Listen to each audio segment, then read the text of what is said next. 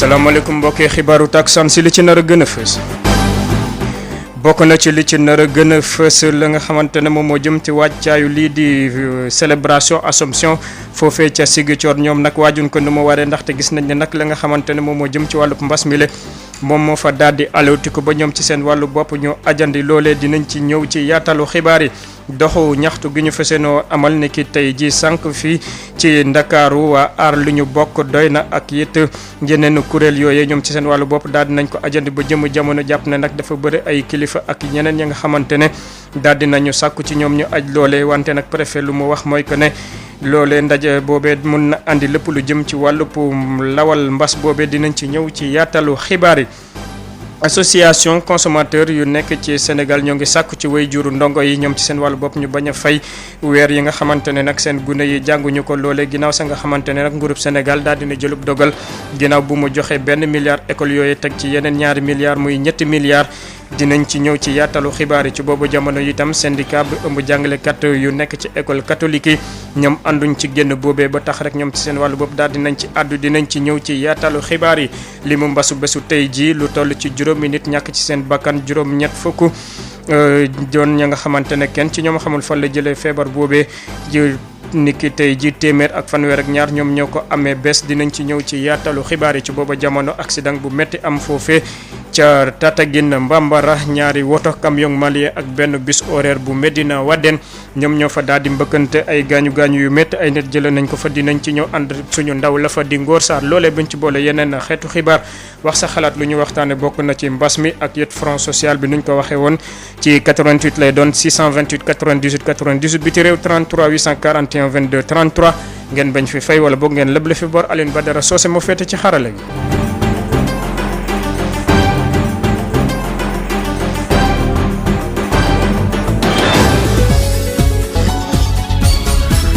Birama Ndiaye. aljuma fukki fan ak ñeent ci weeru août atum ñaari junni ak ñaar fukk xibaar yi ñu doore ko ni ñu leen ko waxee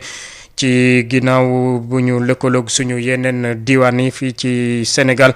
ambiance bu morose la ñu nemmeeku foofee ca Ziguinchor ci wàccaayu Assomption bi loolee nag niñ ko doon wàjjee loolee dafa mel ni dafa deltu ginnaaw lenn waralu ko nag lu dul mbas mile ba tax rek ñoom ñafa ñu daal di ci ajandi lépp la nga xamante ne moom moo jëm ci wàllu xumbuteef yooyee Ziguinchor Ben Michel Kanfoudi. feetu Assomption ñu gën ko xamee ci turu 15 août ci anam bu ute ak yeneen at yi lañ koy màggalee fii ci bët saalumu réew mi feet boobu bi nga xamante ni bokk na ci yu gën a siiw ci diwaanu Ziguinchor rawatina ci dëkku kaw yi du am saveur bi nga xamante ni moom lañ koy faral di màggalee fermeture frontière yi ak Gambie contournement bi jaarale ko Tamba ak arrêt rotation navire yi di Aline Sitoé Diatta Aguène ak Jambon yi nga xamante ni contexte bi moo ko waral ak propagation jàngoro ji di mbas mi ñu gën ko xamee ci Covid 19 dina tax ba Ziguinchor waaye bëri duñu mën a déplacé wu jógee Dakar ak dëkk yu ko wër ngir ñëw seeni terroir ci gare routière bu Ziguinchor foofu nga xamante ne ay junniy nit dañ fa daan njëkkante ay oto ngir mën a rallier seen village d'origine ngir dem feti foofu ak seeni famille foofu la nag amul benn ambiance bu rëy buñ fa nemmeeku naka noonu yi tamit la ñu nemmeeku ci marché Saint-Maur des Fossés nekk marché bi gën a mag fii ci diwaanu Ziguinchor te mu daan fees dell ci 14 août nekk veille célébration feetu Assomption boobile mbir yooyu la yëpp li ko waral nag mooy coronavirus bi nga xamante ni daal dinay plombé feetu 15 août bi fii ci bët saalumu réew mi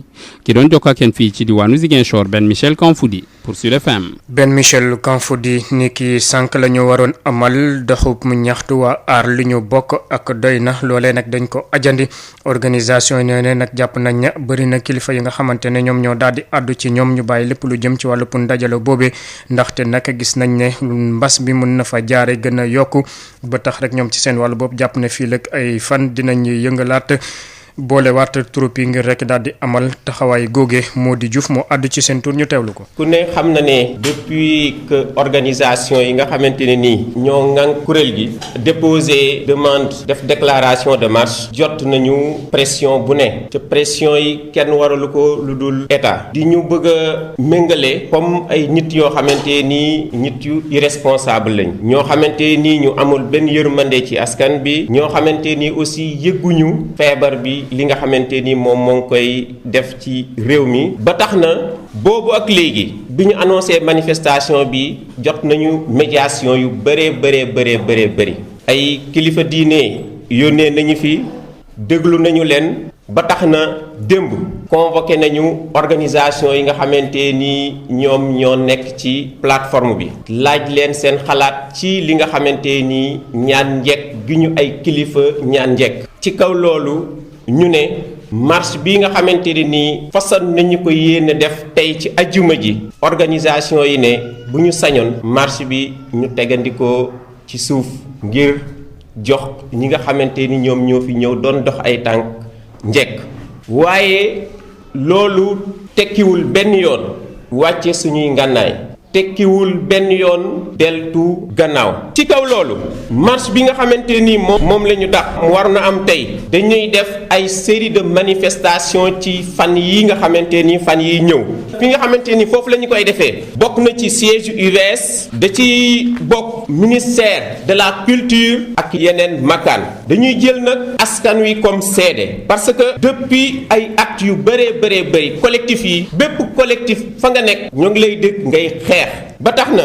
ñu jàpp ne nii nga xamante ni moom lay nekk di gérer coronavirus noonu lay mës di gérer jafe-jafe askan wi ba tax benn solution mënagu ci am ba tax na ñu koy wax suñu boolu muñukaay fees na te amatul lenn loo xamante ne nii mënat nañu toog di ko xaar bu fekkente ne nii ci ay fan yu néew jafe-jafe yii nga xamante ne nii lim nañu ko deltu ci ginnaaw indi ci ay saafara sénégalais yi dinañu dégg.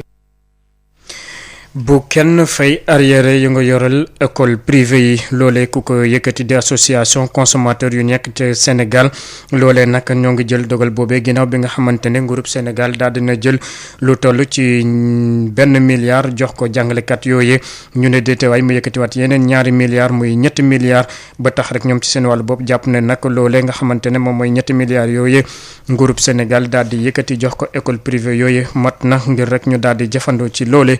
Aïssatou Gueye Ba li nu wax leer na moom mi di président Lescosen xanaa mu tolloog weeru mars waaye bu mu ko dépassé bépp waajur bu mu rek fay bor bi nga xamante ne moom la daal di amel l'école privée yooyu lee kaddu yooyee nag mi ngi ko yëgte gannaaw bu kii di gouvernement bu Sénégal daal di rek yokkee lii di ndimbal bi nga xamante ne moom la jagleel l'école privée yi ndimbal boobee nag jóge ci $1 milliard jaar ci $3 milliards ngir rek dimbali leen ci contexte Covid-19 bi ñu nekk Momar Ndao mooy président de l'association des consommateurs du Sénégal. voilà bu kenn fay loo xam ne romb na mois de mars li nga xam ne daal ba jusqu'à mois de mars daal mën nañ ko fay waaye lu romb mois de mars duñ ko fay ndax subvention bi jëlee nañ ko $1 milliard yóbbu ko $3 milliards boo mu fekk fi $1 milliard boo fa nekkoon muy 4 quelques milliards. l'école privée yi nag kenn weddiwul ne lii di mbas mi laal na leen bu baax waaye $2 milliards yu ñu leen tegal ci $1 milliard boobee mën na rek wàññi seen i jafe-jafe. donc ñun bi nga xamee ne fexe nañ ba état tam léegi nag yokkaat yeneen $2 milliards kon jàpp nañ ne école privée yi war nañ fi nekk di laaj kenn sa doom naan ko fekk na fay weer wu romb mois de mars mbas lañ nekk ñëpp ci war a jàpp donc ki nga xam ne mooy parent d'élève bi dina fay mois de mars même bien que mois de mars jeexuloon état bi dugal na yeneen $2 milliards li ci des bon war nañ ko mën a supporter ñoom école privée yi. Ascosen nag daal dina teg kàddoom gu njëkk ci miir boobee li ñuy xaar rek mooy ñii di école privée daal see andi tontu waaye li jar a sóoraale mooy ndax école privée dinañ d'accord ci décision boobee nga xamante ne moom la Ascosen jëm naam sax buñ ci d'accordul mun na andi ay perturbations ci njàng meek njàngale bi fii ci Sénégal. jàngalekat yooye nag mer ba fipp la ñu def ci kàddu yooye nga xamante ne association consommateur yi daal nañ ko yëkki ñoom nag dañ leen a xamal ne nag nañu xam ba ca ndaxte nag loole day andi jiixi jaaxa ci bopp way juru ndongo yi te loole duut yoon tey duut yoon ëllëg ku àdd ci seen tur bokk na ci Yvette Keita Diop moo nekk secrétaire général syndicat national jàngalekat école catholique yi ñu teewlu koog Mame Diarra Da Silva. président de la république ñu ngi koy sant ndax góor lañu te dañ ne góor du lekk ne suuruma ba mu joxee $1 milliard dama ne nañ ko sant mu joxee $2 milliards ñu gën koo sant ndax dama ne xam na ne ci njabootam la ñu bokk. enseignement privé kenn mënu koo effacer éducation nationale enseignement privé partenaire u état bi la état bi dafa war a jàngal doomu sénégalais yépp matalewul partenariat privé ñëw taxaw liggéeyal ko di ko ci jàppale donc mu war koo indil ndàmpaay kon nag ndàmpaay it ba ko waxee waxuñu ne dangaa war a ndàmp nit ki ba mu am la mu soxla yépp waaye mën nga koo dàmp ba mu gis boppam ci ndàmpaay la dama ne ñun subvention bi ñu njëkk a wax ne $1,290 millions enseignement privé mu ngi ciy am $500 millions pour toute l'année salaire u enseignement privé mensuel au niveau national c'est $1,283,175,000 par mois donc ñu am ndàmpaayu 500 millions ci subvention bi kon 1 milliard bii ñëw ñu séddale ñu ko ñun enseignement privé fayul sax benn weeru salaire 2 milliards ñëw je peux dire que fii may wax ak yow am nañu ay diocèses yoo xam ne am nañ difficulté pour fay salaire fii may wax ak yow diocèse woo na ma ci suba mënuñoo fay salaire yi ça veut dire que donc li ma doon wax ci tubaab sànq milliard bañ njëkk ko joxe sax séddale ba am na fu mu yeggagul waxatuma ak 2 milliards yi yegg si kon nag dama ne ku ciy wax na nga ci wax jàmm ndax ku bëgg a jàppale chef de l'État da nga koy tenir langage de vérité wax ju jub wax ju nekk wax ju mucc ayib kuy defar da ngay defar waaye munoo di defar di wax loo xam ne nekkul wax loo xam ne amul ndax kat léegi làmmeñ ku nekk am na côté ku nekk mun ngaa wax ndax wax ji bataille d'opinion la. ñu àddu ci mbas bi li mu bésu tey ji daal dina faat lu toll ci juróomi nit niki démb téeméer ak fanweer ak ñaar ñoom ñoo ko amee bees niki bésu tey ji juróom-ñett fukki kenn ci ñoom xamul fan la ko jële juróom fukk ak juróomi ñoo ngi leen di rawale leeraay yi ñu ànd ci ak docteur El Hadj Mamadou Ndiaye. ci junni ak juróom-ñeent téeméer ak juróom-ñaar fukk ak ñaar test yi nga xam ne def nañ ko ci laboratoire yi téeméer ak fanweer ak ñaar ci ñooñu positif am nañ ci juróom fukk ak ñaar cas contact am nañ ci juróom ñett fukk cas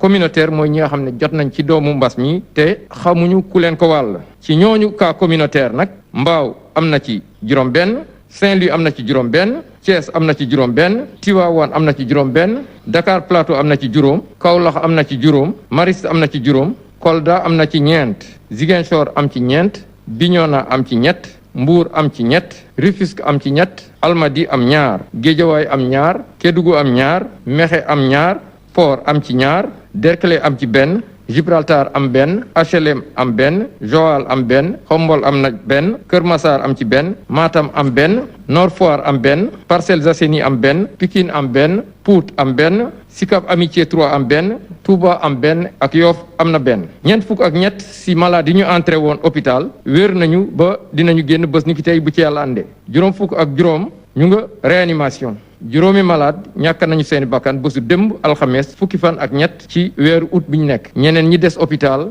ñu ngi am tan bésu tey dalee ko ci kaa bu njëkk ba Sénégal woññi na fukki junni ak benn ak juróom-ñett téeméer ak juróom-ñaar fukk ak ñaar test yi nga xam ne bi ñu leen testé ay positif lañu ci ñooñu juróom-ñaari junni ak juróom-benn téeméer ak fukk ak juróom wér nañ si ñaar téeméer ak ñeent fukk ak juróom-ñeent ñàkk nañ seen bakkan mu des ñeenti junni ak juróom-ñaar ci hôpital yi wala ci loxo docteur yi ministère de la santé et de l'action sociale mu ngi ñaanal ñooñu génn àdduna yàlla jéggal leen te dugal leen àjjana bu gën a kawe ministère de la santé mu ngi ñaanal ñooñu des ci hôpital yi wala ci loxo docteur yi yàlla may leen tan ba ñu génn ak jàmm. kon lu toll ci ñaari téeméer ak ñeent fukk ak juróom-ñeent ñoom ñoo ci jot a ñàkk seen bakkan ci mbas moomee loolee tax na foofee ca Medina ñoom ñëpp daal dinañ utaliwaat li di garam place yi ak it bërëb yi nga xamante ne dañ fa doon daje lépp lu jëm ci wàllu mbas mi nag feregeñeentewul leen aji Fatou Bari. jikkoog borom pax ba li ñu tàmm di dégg fii ci Sénégal la lu mu mel ni nag loolu dañ koy gis bu baax a baax ndaxte nit ñi dafa mel ni dañu delluwaat ci seen jëfin bu njëkk ba balaa mbas mi doon door ci réew mi waaye ca wet ba am na ñoo xamte ne ñu ngi jéem a sàmmonteeg liñ leen di digal ca Médina rue 19 angle 24 ñu koy woowee cëriñ grand place bi nga xamte ne Mouhamed Ndoye ak ay xaritam ñoo fi dajaloo mi ngi delluwaat ci xumbute biñ ko xamee woon ci suufu garab bi ñu toll ci juróom benn daal di fi dajaloo waaye nag ku ci nekk ci ñoom xaw ngaa sori sa morom. dinañ am distanciation même gel bactérien bi sax dañ ko am fii pour ku ñëw ci grand place bi ñu defal la donte le on gère pas la main. xarit yi toog di waxtaan di xaar ñu jox leen seenu kaasu ataaya cafetière bi ñu teg ko ci fourneau bi muy boy di bax ndànk-ndànk waaye bi li ataaya du ci kaas bu nekk lañ ko fas yéene servir. ay casse à jeter di ko partager képp ku fi toog dañ lay jox casse à jeter nga téye boo naanee ba pare nga sànni ku nekk ci ñoom daal di takk masque ñi nga xam te ne ay doomu Médina lañ jàpp nañ ne waxtu wi faaw ñëpp daal di booloo ngir mën a xeex ak mbas mi loola war ba sax ñoom boolewuñ ci wax seen yeneen morom yi nga xam te ne dañu am grand place dañuy dem ba si ñoom di leen xamal nan lañ war a def ngir mucc ci mbas mi. def nañ benn déplacement pour l'heure sensibiliser sur ça wax leen ne kat vu la situation dañu war a respecter gestes barrières yi mais nag maintenant ni ñu tàmm dëkkee tam ça nous donne pas raison de bañ a respecter les gestes barrières. ak lu ëpp junni ak juróomi téeméer ak juróom fukk ci ay cas d'infection yoo xam te ne gis nañ ko ci district Dakar Sud mel na ni mbas mi fës na bu baax a baax ci bile district nga xam te ne Médina ci la bokk Médina sax bokk ci gox yi nga xam ne itam li ñuy dégg cas communautaire ak ay cas d'infection bëri na fi lool loola waral ba sax ñi nga xam te ne dañ fi yeewoo jàpp ne faaw ñëpp daal di topp ci li ñuy woowee geste barrière ngir mën a mucc ci mbas mi bu ñu xamee ne Médina gox bu bëri ay doomu aadama la. Sud FM. fukki simili ak juróom ñett moo tegu ci juróomi waxtu ngeen fi wéy di fi taataan xibaar yi ñu àddu ci taw bésu tey ji foofee ca Kër Massar quartier yu mel ni Alaaji Paté Cité Aynou Mady Kamel Bass ak Parcelles Assainies Kër Massar ñoom ñëpp fi mu ne nii ñoo ngi tëmb loolee tax na commune ba daal di jumtukaay yi nga xamante ne jot na ko yëkkati matalewul ba tax rek muy daal di reteet nguur Mokhtar Mbeng moom mooy chef de cabinet bu maire Kër Massar ñu teewlu ko ak El Hadj Moussa Thiam. Depuis le mois de février l'honorable député maire Moussa Mbeng alerté na woon na état bi yëpp xamal leen ni Kër Massar am na côté woon bu ñu teelul jóg bu ñu ñëwee ci inondation bi jafe-jafe yi dina bari loolu ba mu ko defee aussi état bi répondre na ndax autorité bu ne ñëw na fii xool côté yooyu ñu wax quartier yooyu ñu wax ay quartier yoo xam ne la ndox mi dafa bari loolu moo tax wax dëgg yàlla mu organiser benn comité de veille ci biir mairie bi wut ay point focal fépp foo dem ci mairie ci commune de Kër Massar am na ñu nu fa toogal pour jox nu information ci wàllu inondation bi Kër Massar nag 133 quartiers la ci 25 kilomètres carrés tey nag mën nañ wax ni wax dëgg yàlla ba nu yeewoo comme ni mu dalee Sénégal gi yëpp ñun jàpp na ni Kër Massar am na ndox mu bari mu am ci ay quartiers yu mel ni Alaaji Paté ci quartiers yu mel ni zone de recasement ci quartiers yu mel ni Aynou Mady Parcelles Assainies tudd Daaru Bisset Kamil Bass ak Parcelles Assainies yi xam ne dafa wër foofu yëpp jéem continuer ci yoon bi jaar côté ginnaaw wax dëgg yàlla Kamil Bass yëpp ay Konachap pénitence côté yooyu yëpp ndox maa nga fa parce que zone de recasement Parcelles Assainies yi jëm unité 14 12 yooyu yëpp signalé nañu inondation bi maa nga fa ñu yooyu rek di ñaan ndimbal ci état du Sénégal ñu ngi koy tarasuloo xamal ni ko Kër Massar na mu toll ci quartier yi na mu toll aussi ci yaatuwaay il faut que ñu jàppale ko yokkaat mesures yi dañ yokk mesures yi yokk solution yi yokk soutien yi yokk moyens yi ba nu mën a jàkkaarloog inondation bi ndax maire bi la ma doon def yëpp def na ko wàcc na ci terrain bi indi na la mu am di ko jàppale population bi di ñu gërëm nag aussi sapeurs-pompiers ci liggéey bi mu liggéey maire bi ndax ñi ngi liggéey ci bëri ci nag ñoom pour mën a génne inondation bi ñun daal wax dëgg yàlla ñu ngi ci terrain bi di xool nan la mën a def ba ndox mi ñu mën ko gaaw a génne Kër Massar waaye loolu nag pour mu yomb pour mu mën a gaaw dañuy tàll suñu loxo autorités yi ñu jàppale nu gën a yokk doole Kër Massar gën ko jàppale pour que inondation ren bi mën a bañ a metti ndax am na projet boo xam ne ñëw na Kër Massar am na quartier yoo xam ne wax dëgg yàlla inondation amatu fa mais am na yoo xam moom inondation mi ngi fa ba léegi ñu bëgg rek ñu gën lu jàppale gën lu taxawu pour mën a xeex inondation bi mën koo jëlee commune de Kër Massar. lu wokk waa Kër Massar moo xuri waa Ziguinchor foofee ñoom itam njàqare la ñu am ginnaaw bi nga xamante ne taw yu bëri ñoom ñoo fa daal di wadd tax na rek suñu ndaw den seeti fa benn njaboot ba nga xamante ne fi mu ne nii ci biir ndox boobu lay dundee Ignace Ndeye.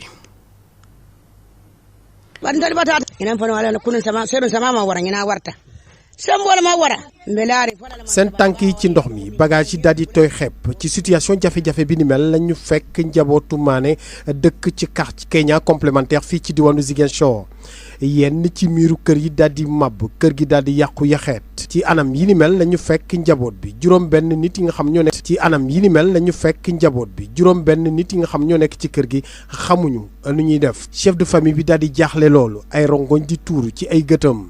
ak kii di dëkkandoom sax moo jël kàddu gi di seede. franchement di dañoo sonn trop ci ndox bi mënuñu nelaw guddi mënuñu nelaw bëccëg ndox bi maanaam tey mooy 7 jours à 8 jours ñu ngi si biir ndox kenn mënul nelaw kenn mënul tëddi kenn mënul def dara tout doo mën a julli sa kër julli waxtu julli bu jotee da ngay génn nga dem julli si përëm boutique yi waaw mais sa kër moom interdit togga sax doo ko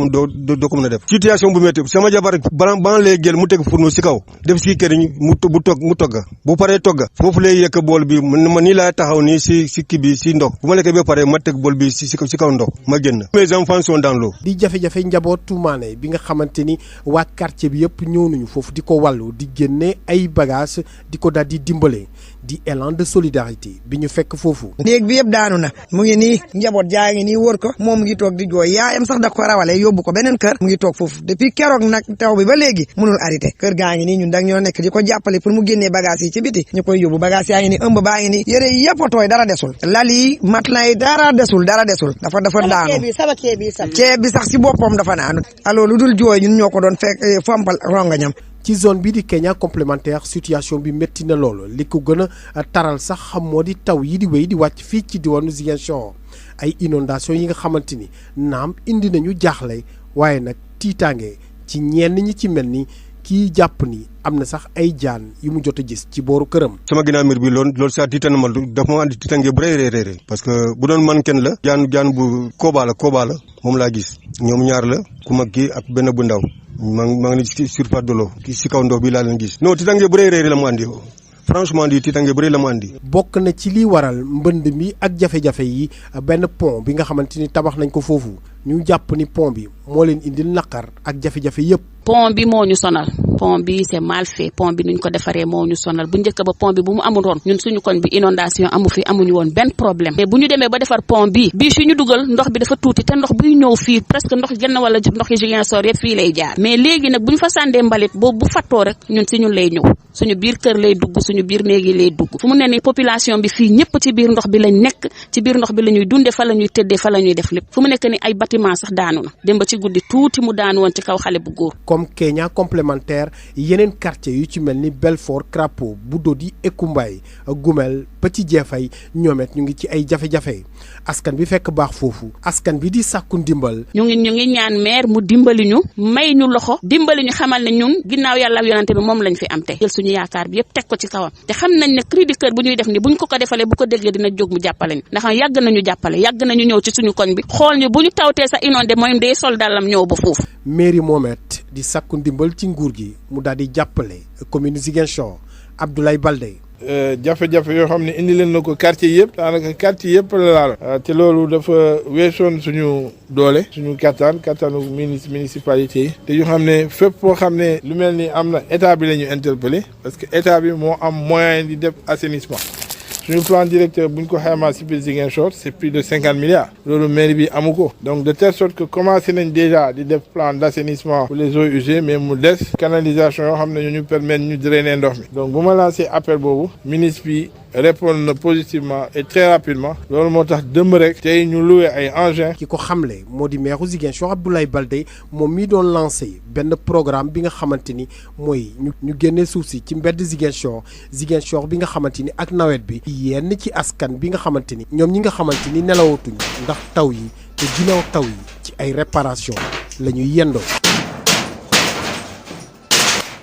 Ziguinchor Ignace Dey Sud FM.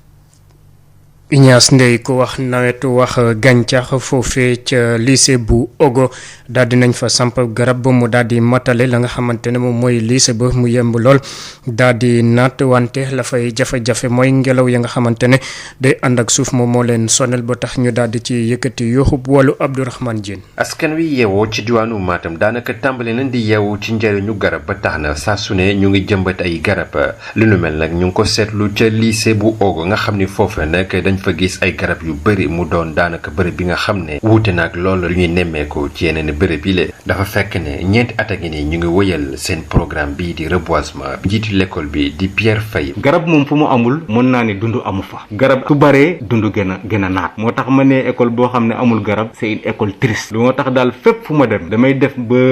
cadre de vie maanaam ñu am garab yoo xam ne suñu génne aussi dinañ mën a nooyi bu baax dinañ mën a noppalu defe naa loolu aussi day jëmal liggéey bi ci kanam te daf koy gën a dooleel moo tax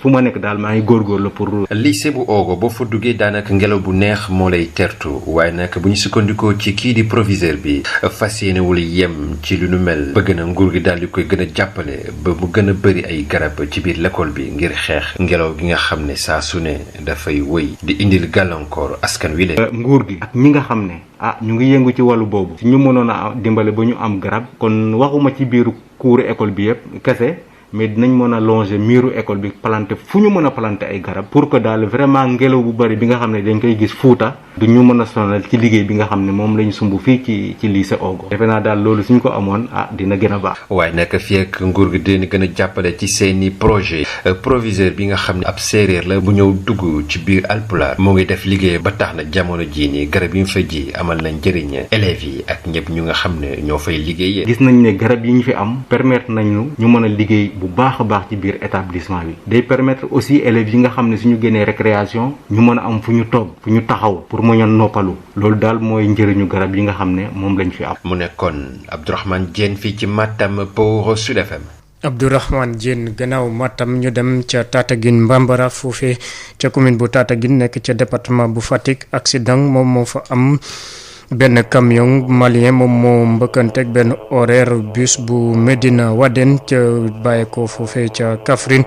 nit yi foofee nag ay gaañu yu métti lañ fa daal di nemmeeku ak ay matériel yu yàqu donte ne sax amul ko fa ñàkk bakkanam Ngor Sarr.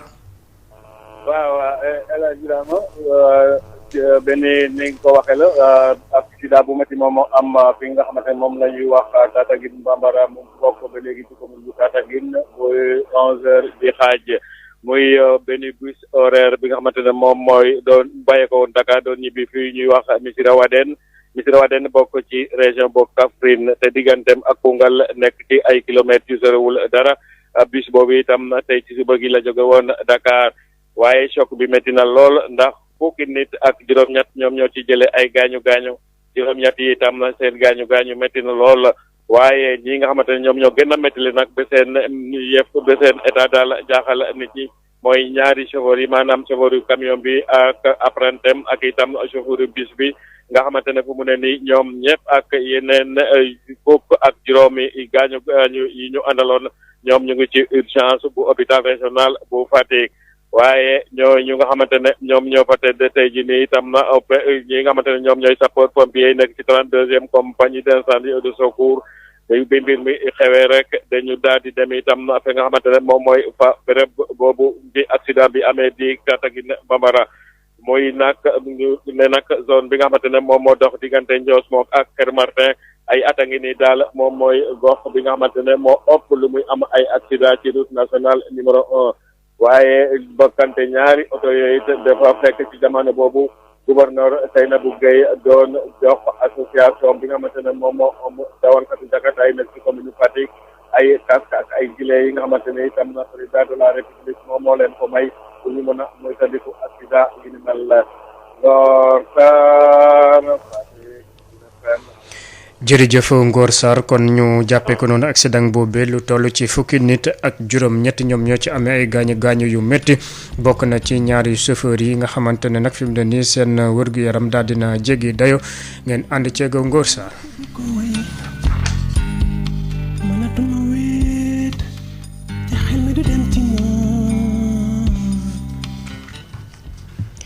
88 lay doon 628 98 98 biti réew 33 841 22 33 li ñuy waxtaane bokk na ci mbas mi ak front social bi tàmbaliwaat asalaamaaleykum. waaleykum salaam wa rahmatullah Mr Birima. maa ngi lay nuyu di nuyu waa Sénégal yëpp man la Chérif. ñoo ngi lay fay Chérif.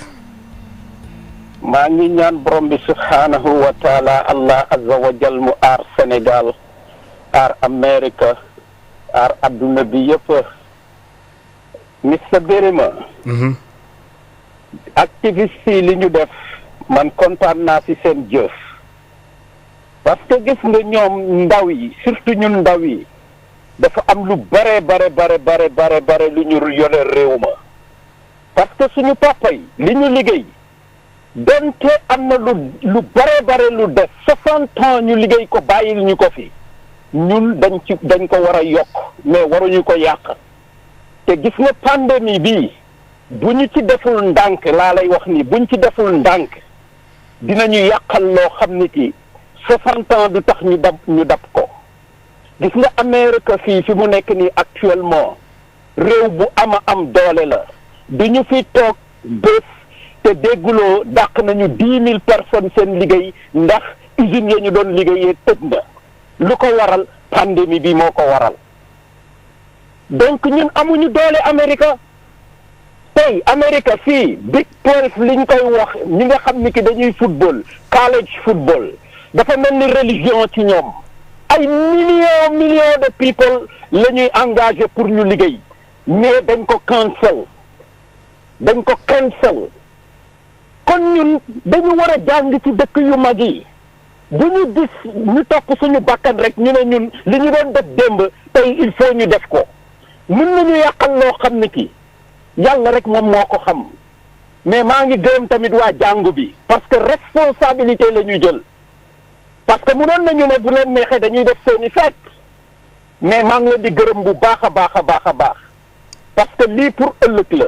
surtout ñun jeunes yi ñun ñoo war a tabax réew mi mais tey buñ ko yàqee képp ku fi toogati ëllëg balaa nga koy tabaxaat xam naa ni activistes yi de nañu pare front social dina bare lool ni ko Pape Balaye di waxee naan coow li jeexagul coow laa ngi ñëw ci kanam de. ñu jaajëfal ko Chérif woote ca États-Unis ñu daal di jël keneen ci ligne bi asalaamaaleykum. man na nga def. sant bu baax alhamdulilah. yaa ngi am jàmm. waaw maa ngi sant de yow nag. maa ngi lay siyaare bu baax di siyaare bu baax sama ñetti oustaz foofu di ñaan gudd fan ak wér ak xéwal ak ndam yu bare ak seenu njaboot. su loolu jàllee nag ñun moom ñoo ngi sant yàlla bu baax ñun réewum jullit lañ yor jullit ñaan rek mooy ngànnaayam réewum Amérique loolu ñu dàq yëpp am pola ñaanuñu fa yàlla dara ba mu leen di may dara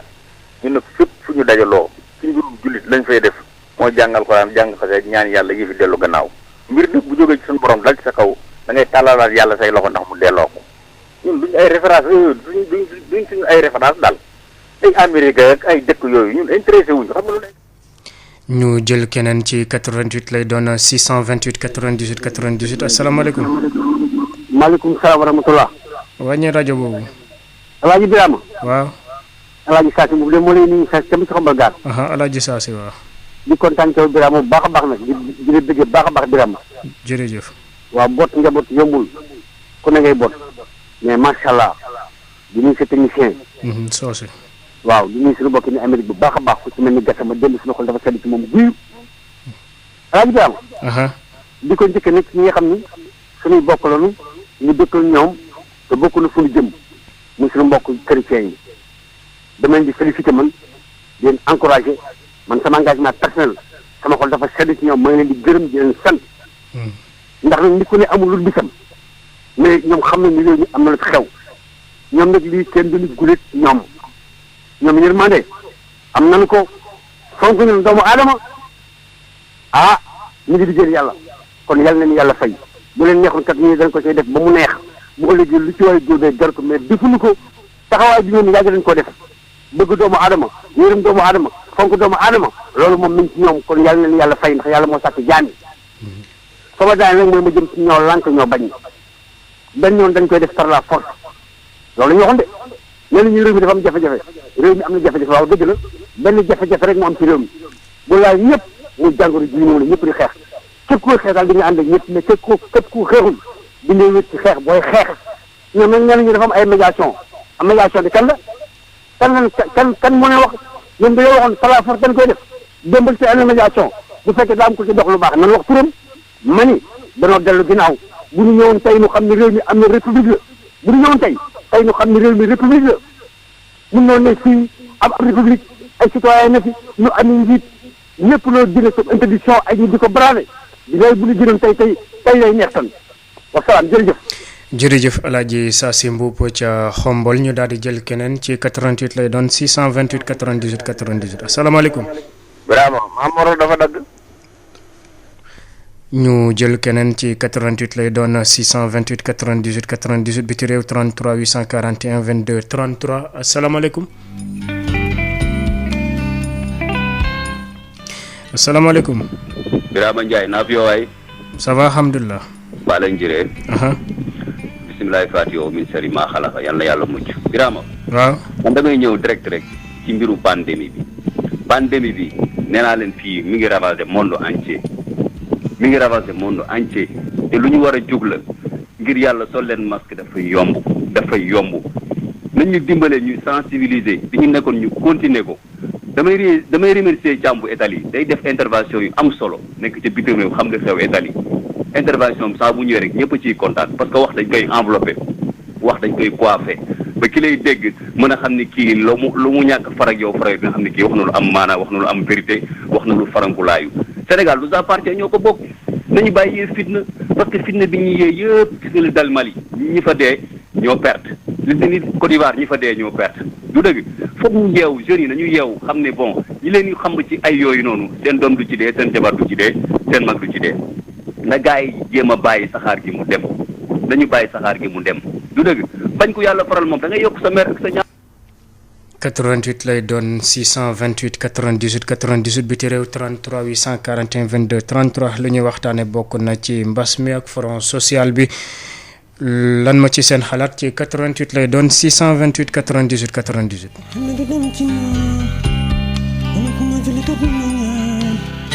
98. salaamaaleykum. waaleykum salaam. sëñ bi. waaw mooy ziar nañ la. delloo ziar. ñu ngi rafetlu liggéey bi di la encouragé di la déglu toujours nag des fois dañuy xaw a jàpp rek moo tax ñu gëj a dugg ci rajo bi. Matar Lam Gueye la Kër Sega. Matar waaw. waa Birame. waaw Matar waaw. gars yi xaw ma dañuy xuppaate xaw ma dañuy jéem a intimité suñu gars yi doon préparé pour def manifestation tey est-ce que ñoom bu ñu génnoon ñoom ñooy génn affronter leen il faut aussi ñu revenir à la raison tey wax loo nga xamante ne luy avancé loo dëkk bi la luy indi jàmm ci dëkk bi la parce que jàmm moom moo gën lépp leneen bu amee aussi kenn mënu cee génn que ça soit muy man muy kaneen donc am na yoo xamante ne bi aussi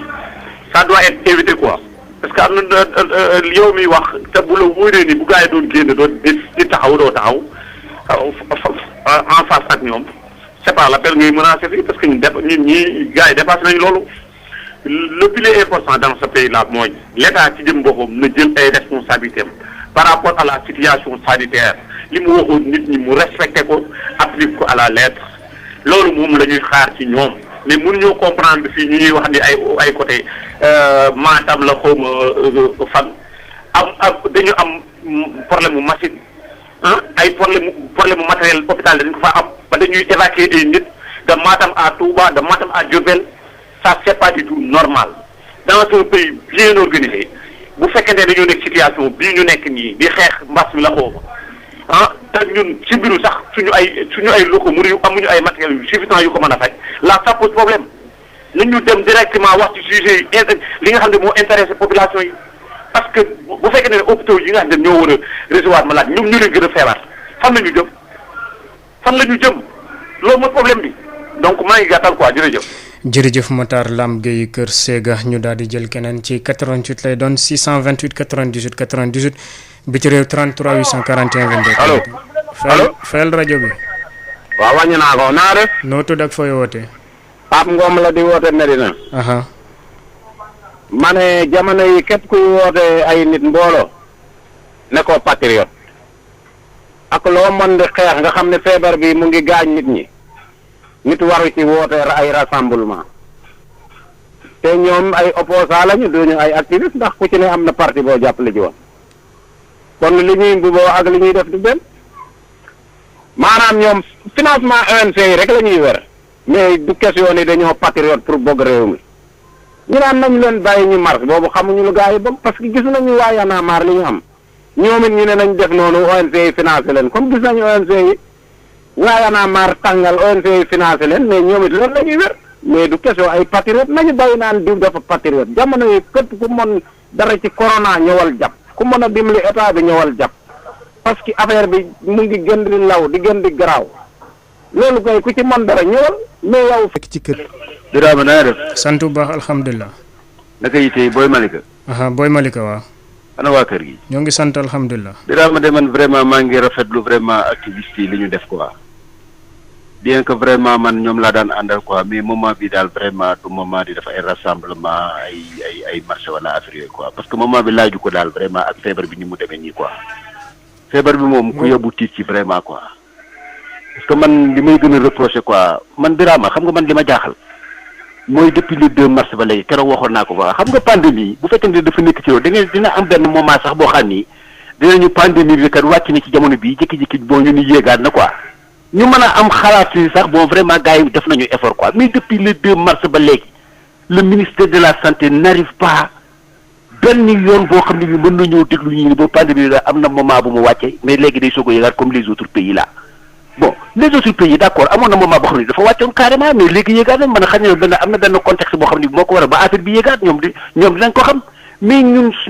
vraiment nga mënula comprendre vraiment affaire boo xam ne bi day law rek dese yi di gën a yokku feebar bi di gën a metti kenn xamul vraiment fooy jog sa tànk quoi vraiment man je me dis que vraiment échec bi le ministère dafa échec dëggantaan kooku moom il faut qu'on le dise dafa échec dëgg waaw parce que amul benn feebar boo xam ne bi sa waay mën naa dëkk di law rek te yow mënuloo ko maîtriser benn yoon xalaat ni moment bii kat affaire bi wàcc na mais yéegaat na mais lii moo tax mu yéeg wala lii moo tax mu yéeg nañu bàyyi affaire yooyu te wax ci kii bi front social bi nag aussi plus particulièrement comme ministre syndicat justice ñoom bu yebu rek ñu franco laayu ta toog parce que président en conseil de ministre moo waxoon carrément les ministres de tutelle ne leen bu fi kenn accordé benn accordé te kii wuñu ko en conseil de ministre ku ko fi defit tu es le responsable moo tax ministre yi ñu ma woon jël benn engagement di signé benn accord wala di approuvé dara duñ ko def jamais moom président ci boppam mooy ndey mbili gi moo war a tax toog. jërëjëf Boy Malika ñu daal di jël keneen ci ligne bi ci 88 lay doon 628 98 98. salaamaaleykum. waaw salaamaaleykum. waaleykum salaam. sëñ Birama na nga def. sant bu baax noo tudd dafay woote. waaw Lom di si Colobane askan bi. Lom di si waaw. waaw maa ngi lay nuyu. ñoo ngi lay fay. waaw di lay jaar di lay baalu ak di baal yëpp. Birama. waaw. tey yaa ngi wax mbirum corona bi tey état ñoom ñoo ko yàq exemple bu mu lay njëkk a jox da ngay xool ministre de l'intérieur bu mu waxee nii gis nga vidéo buy daw jamono borom réew mi ak doomam dem si benn cérémonie ñuy baatare nga gis nit ñi tàncaloo te ñoom ñoo ne ay ngénte ay xew bu am du dëgg Birama nga jógaat foofu noonu Birama mbirum ceeb bi nga dégg yéen journalistes yi ngeen artu nekkat am na njuuj njaaj danga gaa yi def politique président Macky Sall dem ba Europe ay journalistes posé ko question ne ko loo xam si mbirum ceeb bi parce que sénégalais yi journalistes yi wax nañ mu ne loolu c'est la politique kon yéen da leen trahir parce que yéen a ko siwal ba ñëpp xam ko léegi nag affrontement yi Birama kon xanaa président Macky Sall nekkul patriote yàgg na fi affronté Birama sa gars yi nañ bàyyi li nga xam ne moo araamoon daaw ñi bu koo daganal président Macky Sall bokk na si Y'en a marre tëkkee toog on a Y'en a marre ne leen kaa ma jox leen poste kon tey waaye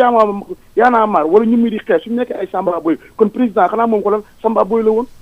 nañ rafetal affaire yi Birama nit kuy 88 lay doon 628 98 98 biti réew 33 841 22 33 ñu jël keneen ci 88 lay doon 628 98 98 biti réew 33 841 22 33 asalaamaaleykum. waaleykum salaam. sëñ bi. kilifa bi naa def. noo tudd ak fooy woote. maa ngi tudd Alaaji Tine di woote Italie. Alaaji naka. Tine. Elaaji Tine waa. naa def. ñoo ngi sant alhamdulilah. waarikal. waaw man daal mbir mi li ma ci xam. waaw. maanaam Macky Sall ci boppam daal sunu problème yëpp mooy Macky Sall. maanaam virus bi moom maanaam xanaa daa ñëw dolli ci rek jafe-jafe yi Sénégalais yi mais sunu jafe-jafe bi gën a mag mooy Macky Sall waaw kooku mooy Macky Sall ndax xam nga li ma la wax dégg nga ko Birame. yow laay déglu kay. waaw kooku mooy première bi deuxième bi mooy virus te nit ñi defuñu dara li nu mën yëpp def nañu gis nga ñun Sénégalais yi système bi nga xam ne 1960 bi tey moo fi nekk système boobu la ñu war a changer